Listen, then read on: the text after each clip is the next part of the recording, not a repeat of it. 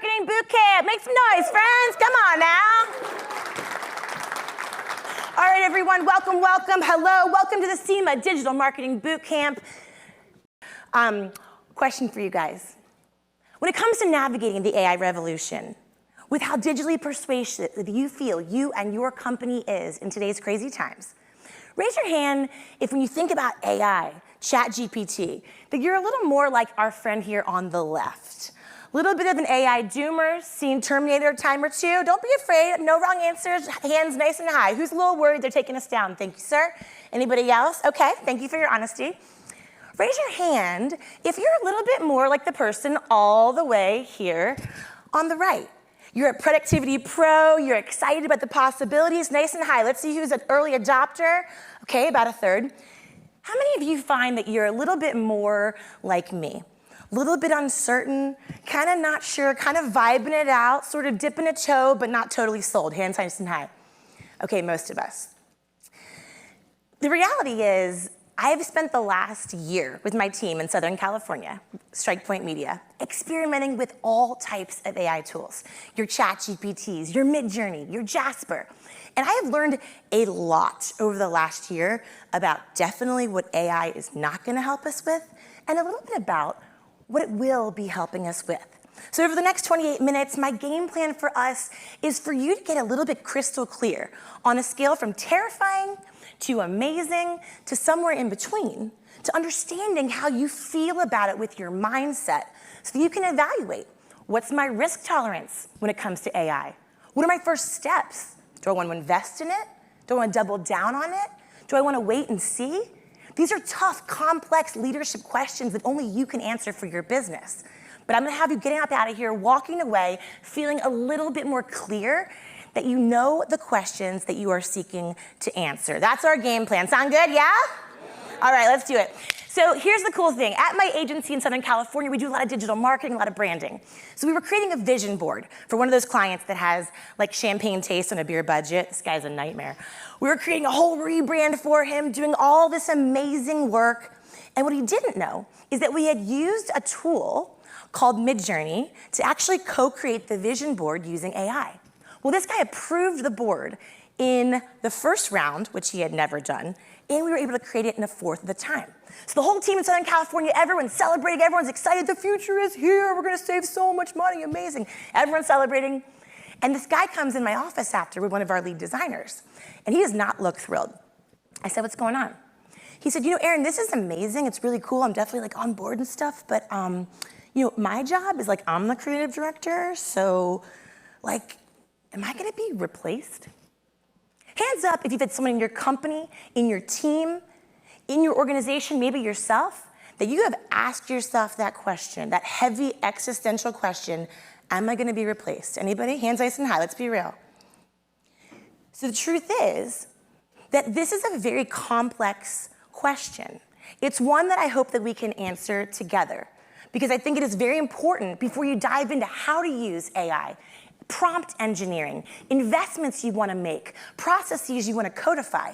Before you go down that whole roadmap, that whole rabbit hole, I think it's really important that we kind of make peace with how we feel about it. Because knowing does not equal doing, but your mindset is what's going to power you forward or not throughout this AI revolution. But before we do, I'd love to meet all of you a little bit better. My name's Erin King. Super quickly, I think that the best way to get to know someone is not the company that they started or the company they work for, but the company that they keep. So SEMA Digital Bootcamp friends, I would love for you to meet the three people who have had the biggest influence on my entire life, just to get to know each other a little bit better, starting respectfully, if I may, at the very top of our household. Please meet the one and only Miss Betty White. Oh, do we have any fur parents in the audience? Okay, not to get political, this is very polarizing. It's weird times, you can't ask these questions. Do dogs belong in bed with humans? Yes. Yes. Correct. That was incorrect. So here's the thing, okay, okay, fine. Should dogs be forced to dress in Halloween costumes with humans? Yes. No. Also correct if you said yes. First of all, everyone knows WWF wrestlers need a referee, obviously. And if you are feeling sorry for her, don't, because look, she loves it. She loves it. Next, the person who thinks they are in charge of our household, please meet my husband, Mr. Hartman King. His middle name is Hartman, sounds like a last name. It's actually his first name. I don't know, in the right light, he kind of gives off like busted Bradley Cooper vibes, which I'm pretty much here for. And yeah, exactly. And finally, I'd love for you all to meet the one and only person who's had the biggest influence on my life. Friends, please meet Nana. Nana came over on a boat from Ireland when she was just 13 years old by herself. She's the original baddie. We have 36 first cousins, Irish Catholics making other Irish Catholics, no drama at Christmas. Anyway, so Nana was the one growing up that she used to always tell us, look, when it comes to the haters and the bullies and the jerks, I don't care if it's middle school, people aren't being mean to you, or if we're talking about something like AI, like getting more yes, like being digitally persuasive, and everyone telling you what you have to do, what you have to try, and what you have to adopt.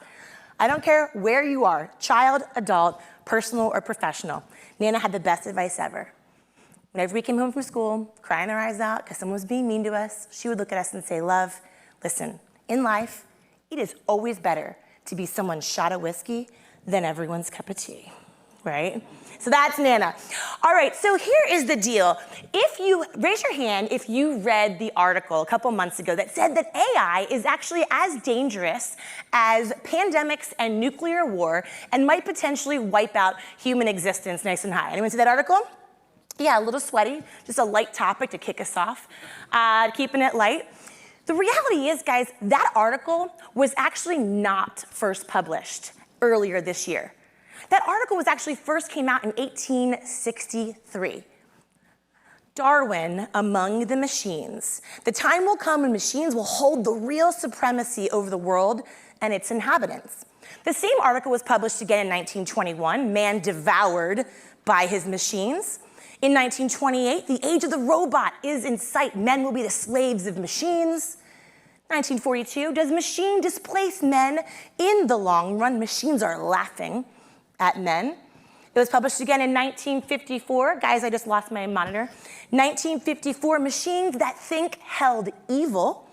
It was published again in 1960. Survival of Humanity Now, breaking news, 1960, now giving scientists concern. Will automation be a Frankenstein? Okay, this article has been published in the 1980s, in the 1990s, in the 2000s, and most recently in 2023, earlier this year, that it's posing a risk suddenly now to humanity. Now, I do not have a crystal ball, okay? This is a very hairy subject. I'm not gonna tell you what your perspective should be on this topic, but I'm a firm believer that studying history gives us excellent clues for the future. And so if history is any indicator, do I personally believe, as someone who works in the digital marketing space with AI extensively, do I believe that math, code, computer, written, created, and programmed by humans is going to suddenly rise up and become a sentient being with nefarious intent to wipe us all off the face of the earth? Never say never, but in my opinion, probably not. Okay, that's my opinion. You have yours. Let's debate after this session. All right, on the other hand, we have our AI enthusiasts. Many AI enthusiasts in the industry, particularly in digital marketing and the automotive space. Mark Andreessen of the famed VC firm Andreessen Horowitz believes that AI is going to save the world. The technology minister over in the UK is urging extreme caution on AI Terminator warnings. We have amazing news like AI helping a paralyzed man to walk again.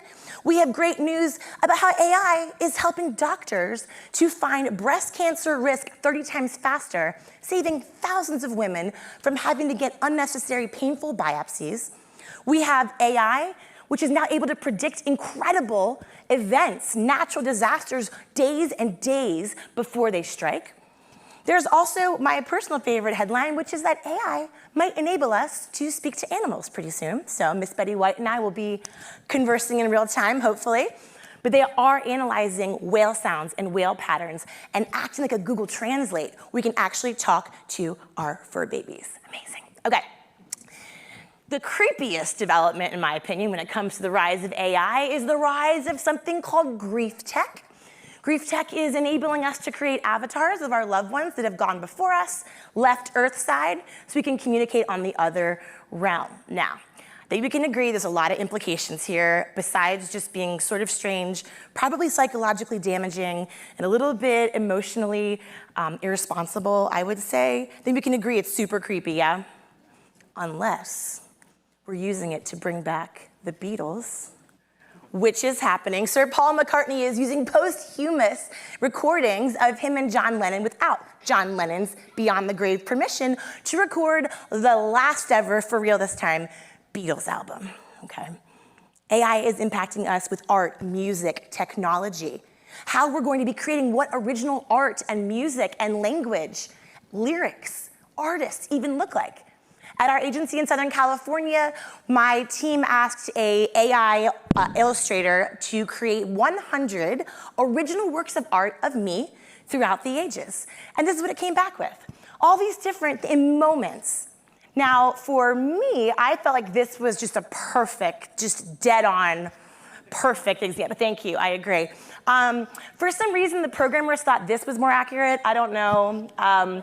Sort of creepy, murderous Renaissance page boy me, which is sort of insulting. We landed here, which is pretty impressive. When you think about what AI is able to do, you can take a picture of your fridge and upload all the ingredients to ChatGPT, and it will give you 10 recipes you can make in less than 10 minutes. For me, what I'm using it for, if anyone else here feels irrelevant or old because you don't understand the jokes, like why memes are funny sometimes, which is my problem, you can upload that meme that everyone's joking around about at the office and ask ChatGPT, why is this funny? And it'll tell you. How amazing is that? Finally, we were at lunch the other day and one of our programmers listened to a client. He was describing a landing page he wanted to create for his e-commerce site, faster ways to get his clients to be able to check out from the website. And so he started sketching out the wireframe on a napkin, just kind of penning it at lunch and showed it and said, are you thinking something like this? He goes, yeah. We get back to the office, he snaps a photo of the napkin that he had sketched out on a pen, uploads it to ChatGPT, and within 7.5 minutes, it had programmed the entire site.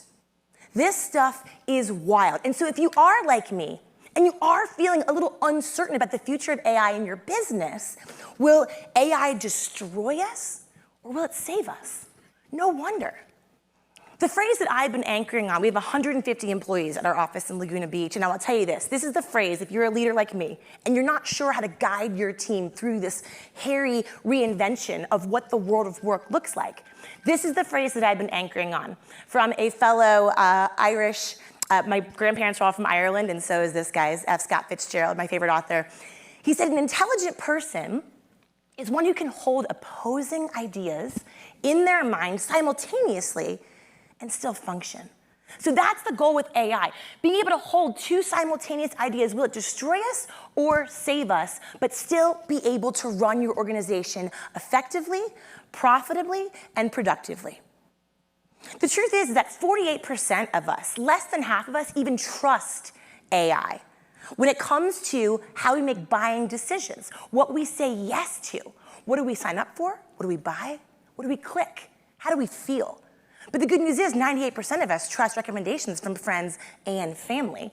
No big shocker there. On top of that, 34 times more persuasive is how persuasive you and I are in person at an event here like SEMA than we are when we are typing behind screens and making asks. Will you meet with me? Will you buy this? Will you check this out? The goal of digital marketing is to ignite that critical face-to-face dialogue. That's why the power of events like SEMA, like this digital bootcamp that Pamela put together for us, like the different events and moments, team building that you have in your organizations is only going to become stronger as AI progresses. So the reality is that unless you are Stephen Hawking and AI is coming out of your mouth, you as a business leader, as a business owner in the automotive world, you will always be better at selling, at persuading, and at articulating your business and your unique value proposition. So why are we even talking about AI? Quite simply, time. We are playing the game of time. And in 2023, you guys, any moment that you are spending any time doing anything slower than a computer, you're doing it slower than your competitor. Anytime you're doing it slower than a computer, you're doing it slower than your competitor. Think about it. Now we all have access to this exact same shortcut. Most of us are operating on the same tech stacks. We have what, Google Drive, Salesforce, we're all using Instagram. We're all using the same 5 or 10 tech platforms to run our businesses. So if all things are equal, identical tech stacks, same shortcuts, same, it used to be that you could just outwork your competition, out-hustle them. And that's no longer true. AI has democratized the shortcut. And so you can't outwork your competition, but friends, what you can do when you leave this SEMA show, you can outthink them, you can out-strategize them, and most importantly, you can out-humanize them. Raise your hand if you have done an AI audit within your business in the last 6 months, nice and high. Anybody, AI audit? Okay, 1 person, 2 people. So here is exactly what I want you to do. Grab your pen, write this down. This is the first step that you're gonna take to diffuse the scariness of AI. Because I promise you, if you Google, how do I use AI for my automotive business? You will be so overwhelmed by all the things anxiety. It'll be like social media 10 years ago where you're like, no one has time for this crap. Like, who can even, 101 things I can do? That's darling, I really have time for that, right? This is the audit you can perform without doing a 25-point checklist. I want you to take a look at your current processes when it comes to sales, marketing, customer experience, post-service processes, upselling, reselling. When it comes to how you run your business, I want you to take a look through your everyday order of operations. This is the simplest way you can do a high-level AI audit without getting stressed out and overwhelmed. It is a simple question. You're gonna look at every single bit of your processes and ask yourself, is this lower-level thinking? Is this something that involves a spreadsheet, a form? Is this anything that does not require human creativity, strategy, empathy, decision-making, lived experience, expertise? Because if it doesn't, now is the time to begin figuring out where you want to delegate to AI. And I'll give you 3 key areas in a second where that can be. I want you to identify the areas in your business, second question, if in fact this is higher level thinking. This is helping me figure out how to bring on those tricky big fish key accounts. Is this a decision around where to spend our money in 2024 that no one can tell you but you? If this is a decision around, hey, when we're looking at improving our margins and scaling our business, only you can answer those questions. So the question people are asking is it AI or human? It's human versus robot, but that's the wrong question. The right question is that when it comes to an AI audit of your business, it's human plus robot. You want to ask yourself, where can you delegate to AI so that you can double down on your EI, your emotional intelligence? What has made you so great in your business so far?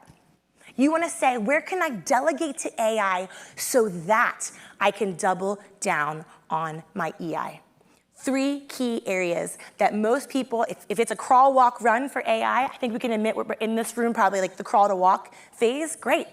I'm gonna give you 3 really simple areas to run this AI audit by within your business that'll help you at least feel like you're dipping a toe in the water. You're testing and learning in a way that feels good for your risk tolerance and good for sort of your fiscal comfort level, okay? Sound good with me so far, yes or yes? Tracking, okay. All right, first level. So here is the sort of the easiest way that most companies that are not super AI savvy can get started.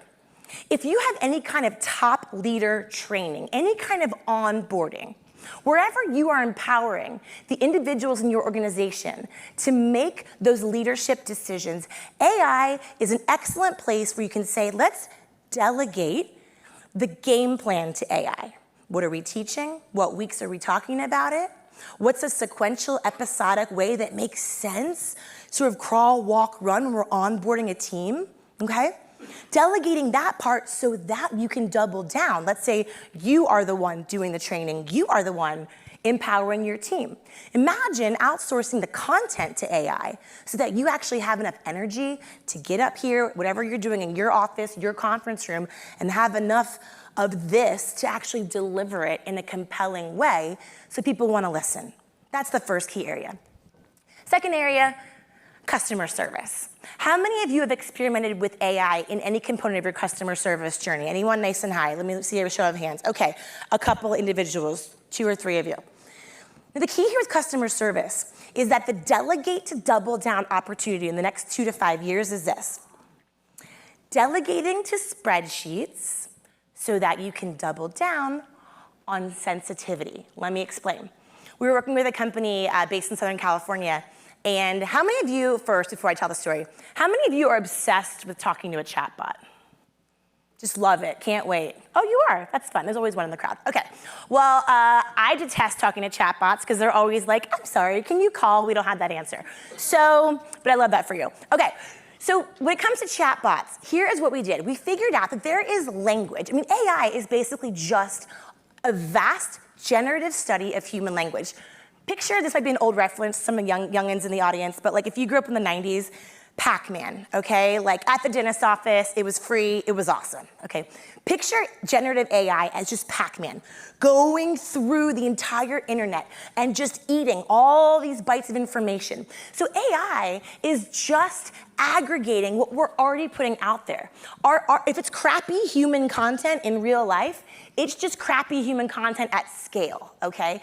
This is how they're understanding, this is how they are coming up with these answers, okay? So with customer service, what you can do, identify the language that is low emotion to high emotion. If there is language that your customers are emailing, texting, chatbotting, and it's words like, just wanted to check, or just was hoping to, that's low emotional language. That's very simple for you to implement and say, okay, that's low emotional language. If I send them to an FAQ, if I send them to a chatbot, if it is a little bit automated, they're mellow. They're not about to like burn the place down. So we can probably delegate that to AI. Now, what we did with our company in Southern California was we assigned a higher number as the emotional language rose. So for example, language that was, let's say, the F word, okay? Good flag that they're not stoked, okay? Saying things like called 3 times, furious, highly emotionally charged language, that is an indicator to us that if we pass them off in automation to a chatbot, that they are likely going to become more incensed because their emotion is, this is where we can double down on EI. This is where you can say to yourself, this is a great opportunity for us to connect this customer with a caring, loving, empathetic, persuasive, 34 times more effective human being. Delegate to spreadsheet to double down on sensitivity. This is a very simple way to divide and conquer your customer service, improve productivity, increase efficiency, but not lose what makes your business so great to be dealt with in the first place. With me so far, yes or yes? Yes? Okay. Third opportunity, this is the one that's probably the one you're seeing the most. How many of you manage your own social media? Hands nice and high. All right, you're gonna love this part. Okay, so I think we can agree, most of us as social media managers, you would agree that we probably wouldn't be non-strategic enough to just copy and paste something from ChatGPT and put it on the internet, right? Right? Okay, do you guys think lawyers are, okay, that's a leading question. Okay, lawyers are whatever you think they are, but are they considered to be fairly smart humans, I guess, by intelligence, just book intelligence, smart, yes or yes? Okay, check this out. Recently, a lawyer copied and pasted a case study from ChatGPT, and then he blamed AI for tricking him into citing bogus case law because ChatGPT didn't know, so it just made it up. Guess how often ChatGPT makes up answers it doesn't know to impress you? Anywhere from 20 to 30% of the time. 1 out of 3 answers is BS. So when your team or yourself are asking, am I going to be replaced? Here's the thing, you copy and paste, I promise you will. So instead of doing one of those downloads on Instagram, we're like, we can give you 98,000 AI prompts for free. And you're like, again, it's like social media 10 years ago. You're like, cool for telling me all the things I can do. So I walk away feeling more stressed out instead of more empowered. Thanks for that. The difference here is when it comes to prompt engineering, when it comes to how you want to think about leveraging tools like ChatGPT, Bard, Jasper, Midjourney, insert your AI tool here. The key is, it's not about just trying 100,000 different prompts to get what you want from your social media. The key is that you want to have a very clean, clear method that you can use to remember how to prompt the AI to bring out more of your existing human expertise. I'm going to give you the one that is in the book that many of you are holding here today. This has been used all around the world by over 1 million sales and marketing professionals in over 15 industries. It is called the pub method. It's called the pub method because you remember to pub before you publish anything that you grab from AI or ChatGPT. We have used this for the last 10 years. We've analyzed thousands of pieces of social media and digital content. What we've found is when you have these 3 elements in the specific order, it will greatly increase the likelihood of stopping the scroll, getting your yes, your click, your conversion, your open, your yes. Pub before you publish. First, you want to ask yourself, am I opening with something truly personal? Next, is this piece of information truly, actually, objectively useful? And finally, am I keeping it brief? Because ChatGPT loves more of the more, and we all know that it is not about quantity of an amazing, great multi-scroller wall of text social media post that your clients just can't wait to dive in and read about chapter 4 on one post. Okay? The fastest way to land the plane is you want to make sure that you are always asking A or B. Okay, so for example, let's say, what kind of company, I feel like you're very savvy. I see you nodding your head, Kaylee. What's your company called? Mop and Metal. Mop and Metal, okay. So what kind of posts do you share on, let's say, are you guys Instagrammers, Facebookers? Yeah, we do both. Both, okay, so like what are you posting about? What did you post about this week besides coming to SEMA? The restoration project that we're working on. Restoration project. So could ChatGPT create a post talking, if you just said write a post about our restoration project, could it spit something back? Do you think it would be particularly personal to your business and to your client? No. Okay, so let's say you wanted to save time. You want to delegate to AI so you can double down on EI.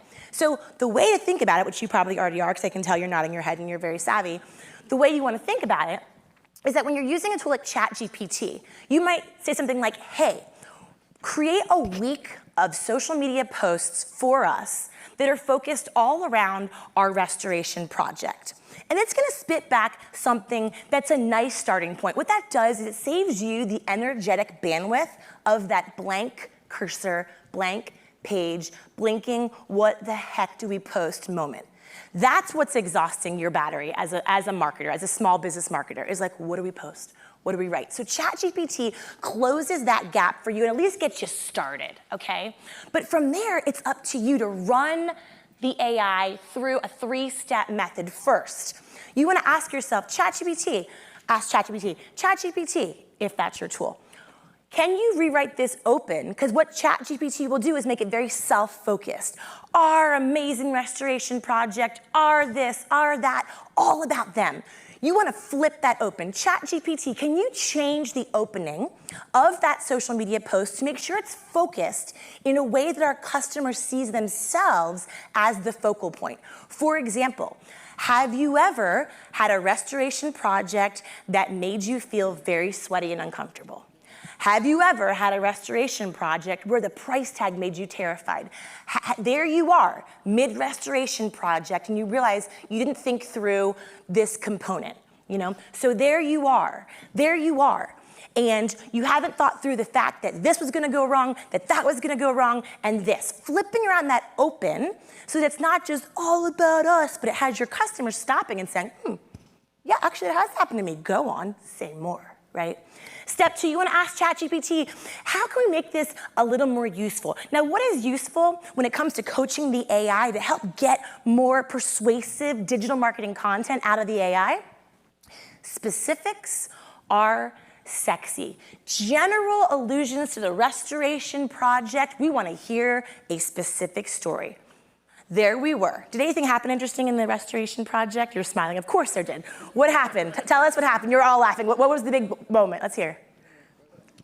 Just high level, tweet level. I had an issue with a customer. We couldn't find a part for his car. Okay. Nobody made one, and so we had to put it out there on social media to try to locate a very specific.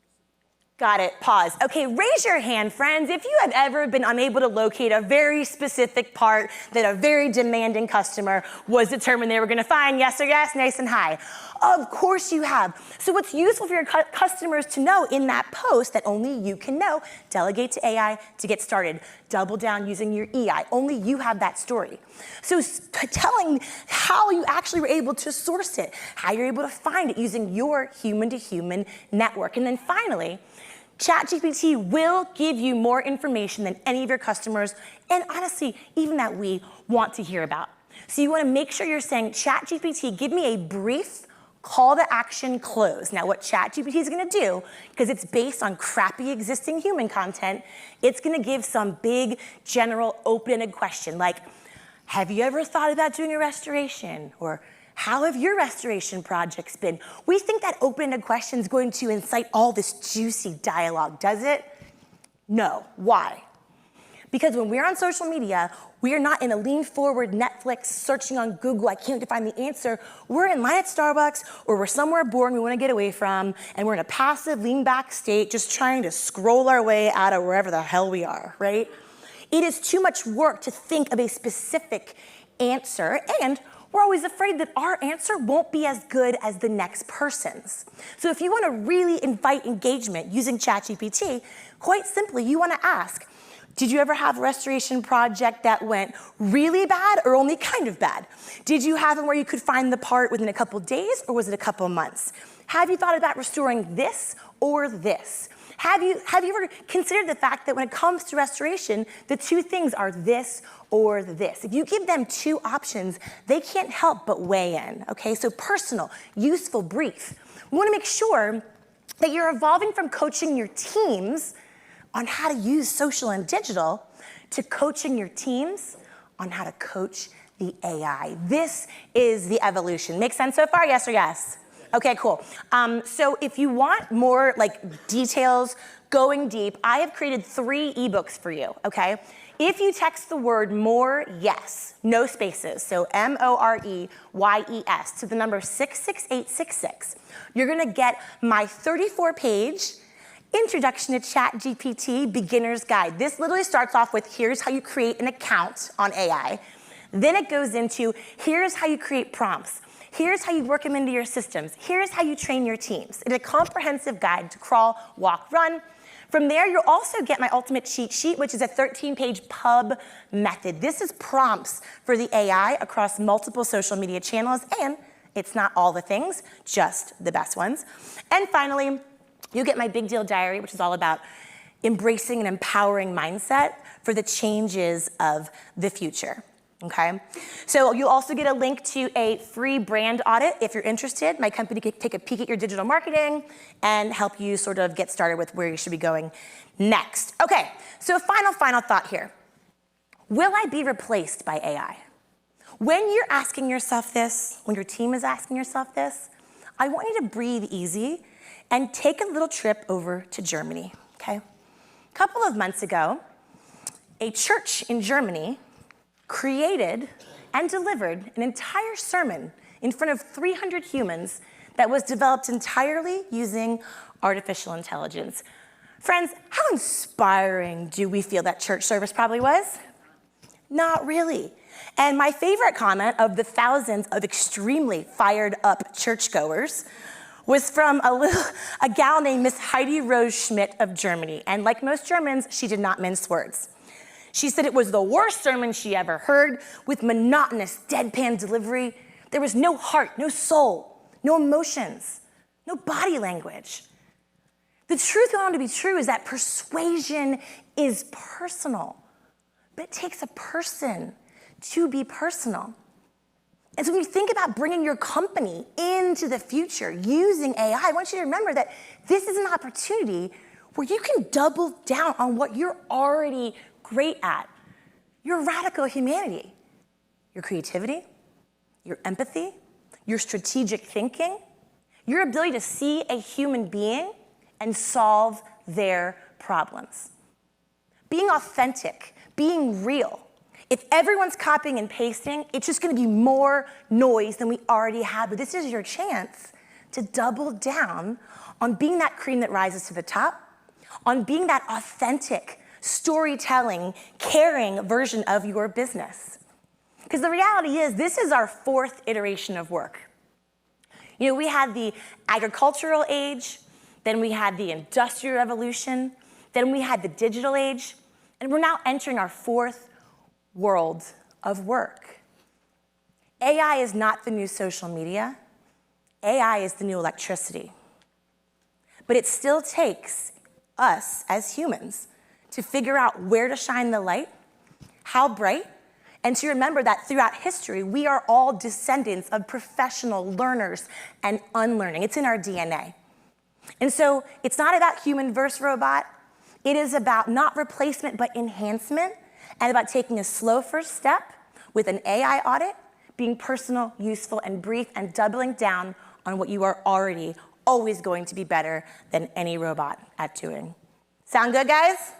All right, I'm Erin King. Thank you guys so much for having me. Have a great rest of your show here at SEMA. I wish you success online, offline, all the time. Thank you guys so much. Appreciate you. Thank you.